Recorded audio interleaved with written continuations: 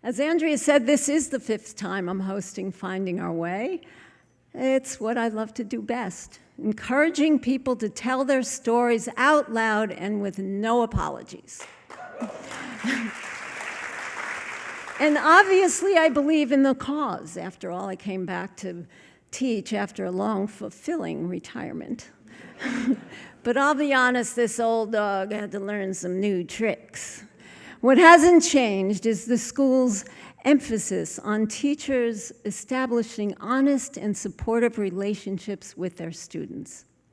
Our first speaker epitomizes this credo. This woman has been at the heart of the school for 25 years. She's been a safe haven for all the students who have crossed her path. She is loved by all who know her, and I, for one, can't imagine the school without her. Please welcome Wayfinder's goddess, Cathy Ames.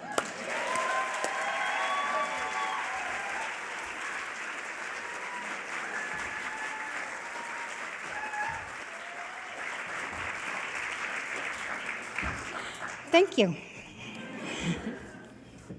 gonna put my glasses on.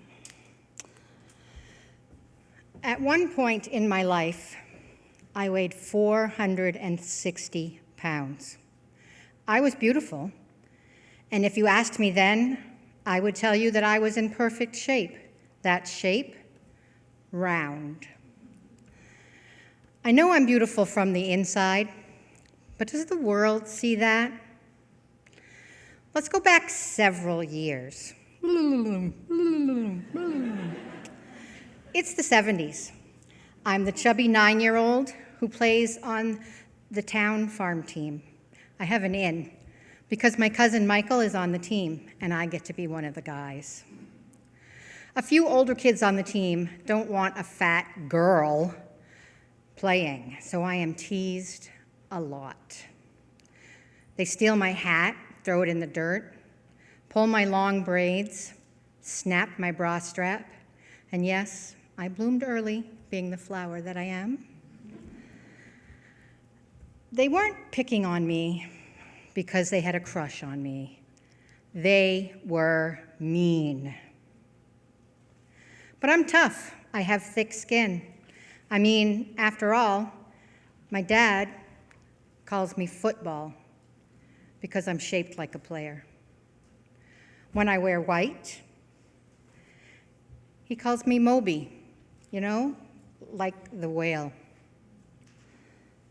My older brother tells me that he will buy me a pair of roller skates if I lose 40 pounds. By the way, Cliff, I'm waiting on my skates. So I start building my wall. All right, let's jump to the 80s. Now, I'm 15. I dress very in fashion. Neon colors are in style. Slouch socks, rainbow shoelaces, big geometric earrings. I am so in vogue. A little chubby, but I look good.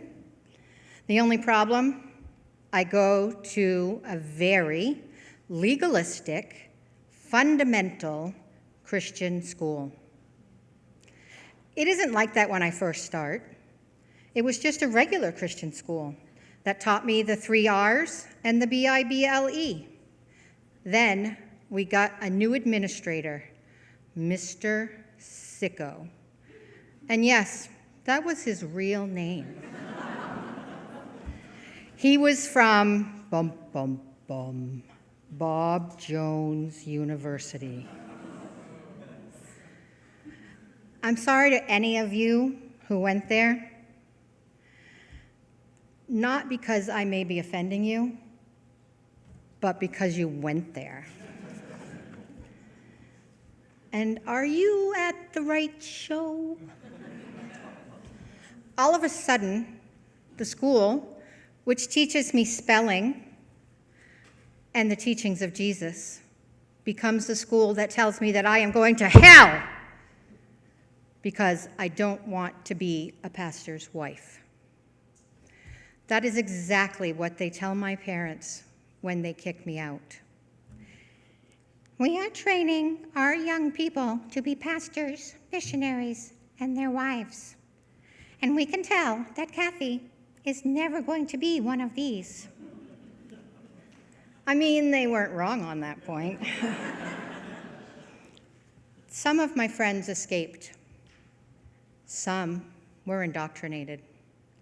Some are dead now. I was almost one of the ones that didn't make it. At 15, I tried to destroy myself. I don't do a very good job. I scare my mother, and I break her heart. I spent 2 freaking years being told that I was bad and that God didn't love me because I listened to the wrong music and because neon pink is ungodly. I just don't fit in to that navy blue A-line dress with nylons and pumps that they were trying to smush me into. I can't tell you how many times I was put on in-school suspension for something that I'm wearing, and sometimes just because it fits me different than it does the skinny chicks. A sweater on my chest may have looked different than it did the poor girl with no boobs. So I added a few more bricks to my wall, and now at 15, I weigh 230 pounds.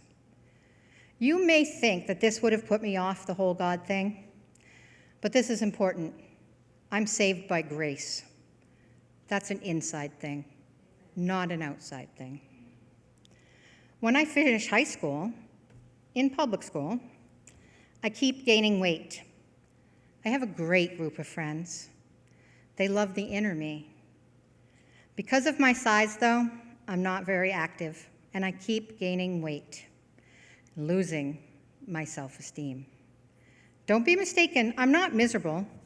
I'm the funny one, the adventurous friend, the jokester, the one with broad shoulders, the best hugger ever, and I'm really comfortable to snuggle with. Alas, all of those friends go to college. I work with food. I work in a deli. I make pizzas. I eat pizzas. I hang out with new people. I find a guy that I can hook up with that doesn't make me feel ashamed of my body because he wants to own it. That should have been a big red flag. I get pregnant at 19. Now I'm 21, a single mom, 2 babies, and a thicker wall. I'm pushing 320, 330 pounds by now. I'm still young,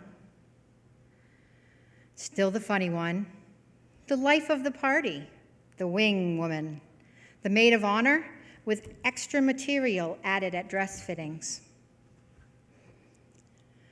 The woman that wants to be a good mom, but really, I never want to be where I am. So food is nice.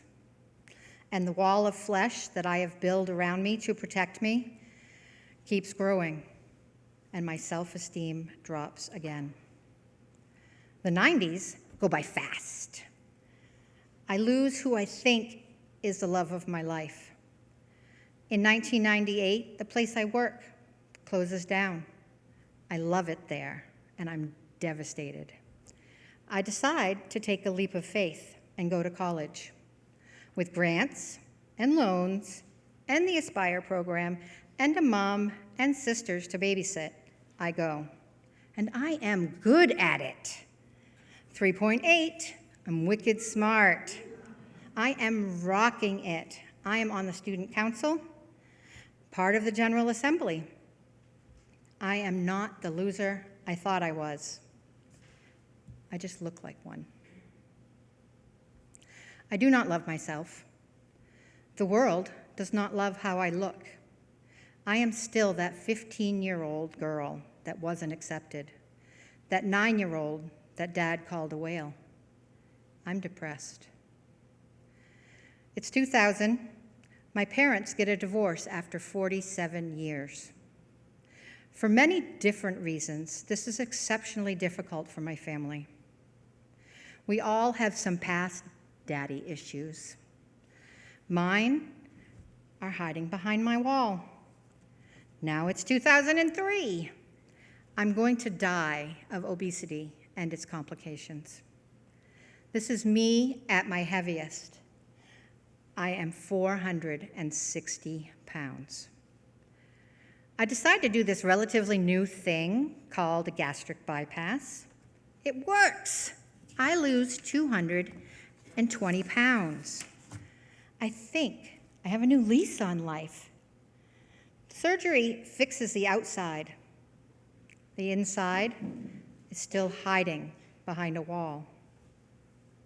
I marry. I have a second batch of kids, like cookies. I gain weight.